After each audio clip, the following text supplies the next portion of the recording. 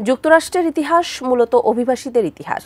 আধুনিক যুক্তরাষ্ট্র বিনির্মাণের কারিগর সারা পৃথিবী থেকে দেশটিতে যাওয়া বিভিন্ন শ্রেণীর অভিবাসীরাই। তবে হঠাৎ করেই অভিবাসী ইস্যুতে রক্তক্ষয়ী সংঘাতের ঘটনা নিয়ে আলোচনায় ক্যালিফোর্নিয়ার লস অ্যাঞ্জেলেস। পুরো যুক্তরাষ্ট্র জুড়ে অভিবাসীরা বসবাস করলেও অভিবাসীদের ধরপাকড়ের সংঘাতময় পরিস্থিতি নিয়ে খবরের শিরোনাম কেন লস অ্যাঞ্জেলেস? এর পেছনের ইতিহাসটাই বা কি, জানাচ্ছেন ইমতিয়াজ আলম।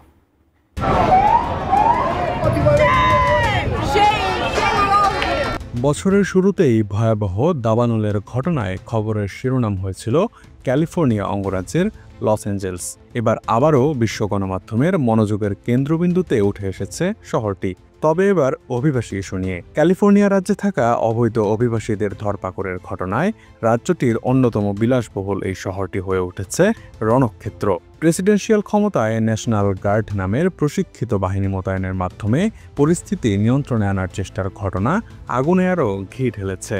তবে কেন ক্যালিফোর্নিয়াতেই এত লঙ্কা কাণ্ড, তা বুঝতে হলে যেতে হবে খানিকটা সময় পেছনে আর জানতে হবে স্যাংচুয়ারি নীতি সম্পর্কে।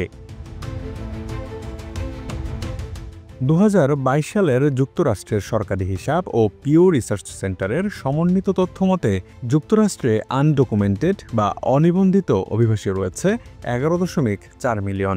অনিবন্ধিত অভিবাসী বলতে তাদের কি বোঝানো হয়? যারা দেশটিতে কোনো বৈধ পথে প্রবেশ করেনি বা যারা তাদের ভিসার মেয়াদ পার হবার পরেও দেশটিতে অবস্থান করছেন। আর এই অনিবন্ধিত অভিবাসীর সংখ্যা সবচেয়ে বেশি ক্যালিফোর্নিয়াতেই। 2022 সালের হিসাব মতেই অঙ্গরাজ্যটিতে 1.8 মিলিয়ন অনিবন্ধিত অভিবাসী বসবাস করছেন, যা রাজ্যটির মোট জনসংখ্যার 4.6%। এই অভিবাসীদের 52%ই মেক্সিকান, বাকিরা ল্যাটিন আমেরিকা ও এশিয়ার বিভিন্ন দেশ থেকে আসা। অনিবন্ধিত এই অভিবাসীরা যুক্তরাষ্ট্রে এসে সম্পদের মালিক হয়ে দেশটির মূল স্রোতে প্রবেশ করছেন।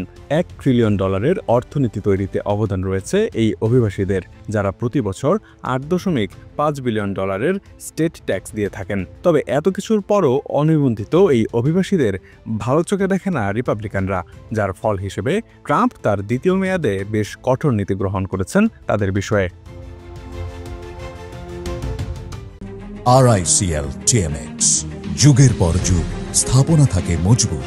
ট্রাম্পের কঠোর অভিবাসন নীতির প্রয়োগ সারা যুক্তরাষ্ট্রেই ঘটছে, তবে লস অ্যাঞ্জেলেসের মতো বড় শহরগুলোতে এটি বেশি দৃশ্যমান, কারণ এখানে অভিবাসী সম্প্রদায়দের একটি বড় অংশ সংগঠিত। অন্যান্য রাজ্য যেমন টেক্সাস বা ফ্লোরিডাতে অভিযান ঘটলেও সেগুলো কম মিডিয়া কাভারেজ পায় এবং স্থানীয় বিক্ষোভ কম প্রদর্শিত হয়। ক্যালিফোর্নিয়া অঙ্গরাজ্যে দেশটির মোট অভিবাসী জনসংখ্যার 24% বাস করে। এই জনঘনত্বের কারণেই অভিবাসন কর্মকর্তারা এই অঞ্চলটিকে বেশি প্রাধান্য দিয়েছেন। অভিবাসন ইস্যুতে লস অ্যাঞ্জেলেস টার্গেট হয়ে ওঠার পেছনে আরও একটি বড় কারণ হলো এটি একটি স্যাংচুয়ারি সিটি। স্যাংচুয়ারি নীতি হলো যুক্তরাষ্ট্রের কিছু শহর, কাউন্টি বা রাজ্যের স্থানীয় সরকার কর্তৃক গৃহীত এমন নীতি যা ফেডারেল অভিবাসন আইন প্রয়োগে সীমিত সহযোগিতা করে। এই নীতির মূল উদ্দেশ্য হলো অভিবাসীদের নিরাপত্তা ও অধিকার রক্ষা করা, যাতে তারা ভয় ছাড়া জীবনযাপন করতে পারেন এবং স্থানীয় সম্প্রদায়ের সঙ্গে সহজেই একীভূত হতে পারেন। এই অভয়ারণ্যতাই অনিবন্ধিত অভিবাসীরাও বেশ সুফল ভোগ করে থাকে। যুক্তরাষ্ট্র জুড়ে অবৈধ অভিবাসীদের ধরপাকড়ের কাজটি করে থাকে ICE বা immigration and customs enforcement. Sanctuary শহরের পুলিশ ও স্থানীয় কর্মকর্তারা সাধারণত ICE বা ইমিগ্রেশন অ্যান্ড কাস্টমস এনফোর্সমেন্টের সঙ্গে সরাসরি সহযোগিতা করেন না। তারা অভিবাসীদের অভিবাসন স্ট্যাটাস সম্পর্কে তথ্য শেয়ার করা থেকে বিরত থাকেন বা ICE এর গ্রেফতারের অনুরোধকেও মাঝে মধ্যেই অগ্রাহ্য করেন।